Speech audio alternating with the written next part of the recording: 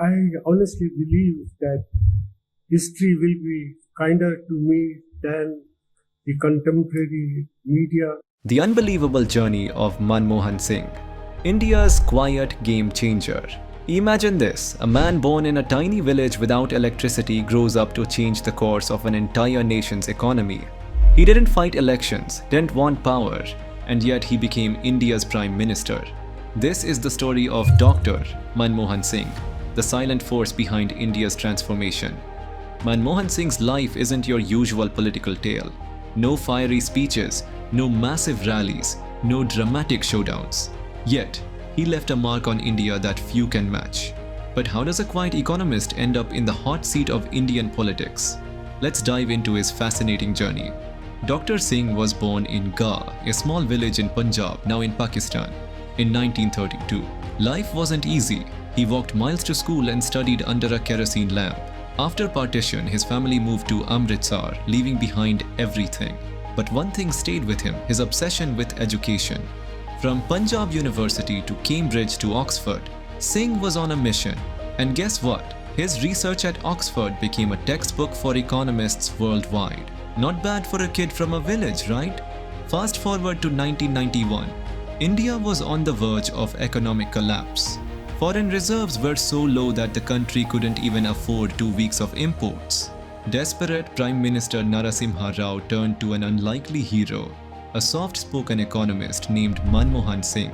What happened next changed India forever. Singh's economic reforms ended decades of red tape, brought foreign investment, and kick-started India's journey as a global powerhouse. Remember his words in Parliament? The future belongs to those who embrace change, not resist it. But here's the catch. Manmohan Singh wasn't a politician. He never wanted to be one. And yet, in 2004, Sonia Gandhi shocked the nation. She refused to take up the Prime Minister's role and handed it over to Singh. Why? Because he was incorruptible, calm, and respected across party lines. Imagine this. A man who never contested a Lok Sabha election is suddenly leading the largest democracy in the world. That's not politics. That's destiny. During his tenure, Singh spearheaded landmark policies like the Indo-US nuclear deal and MGNREGA. Yet, his leadership style was often criticized as silent. But here's the thing. People say I was a silent Prime Minister. I think these volumes speak for themselves, and I don't want to boast about my goals or my achievements as the Prime Minister, but the events that took place are well described in these volumes, particularly the volume which deals with the Prime Minister speaks. I certainly would like to say that I was not the Prime Minister who was afraid of talking to the press. I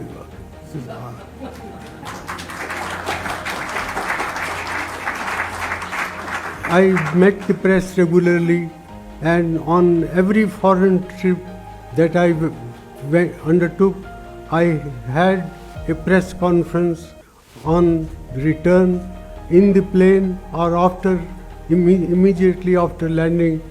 So there is a large number of those press conferences whose results are also described.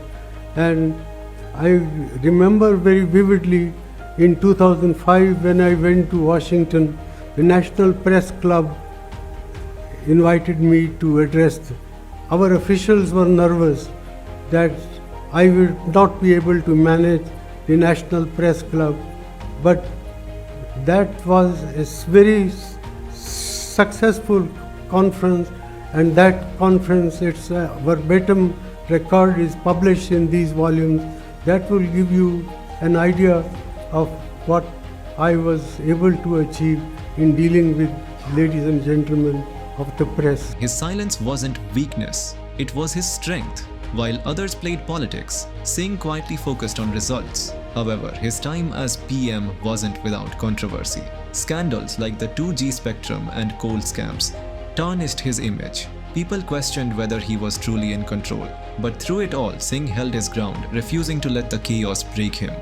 Manmohan Singh stepped down in 2014, leaving behind a mixed but undeniably impactful legacy. To this day, world leaders respect him as an economic visionary. And here's a fact that sums up his life. Even after 2 terms as PM, Singh returned to his modest home with no fanfare, no ego, just a quiet sense of purpose. So, was Manmohan Singh just a placeholder in Indian politics? Or was he the understated genius India needed at critical moments? Let us know what you think in the comments below, and if you're curious about more untold stories of leaders who changed the world, hit that subscribe button and stay tuned.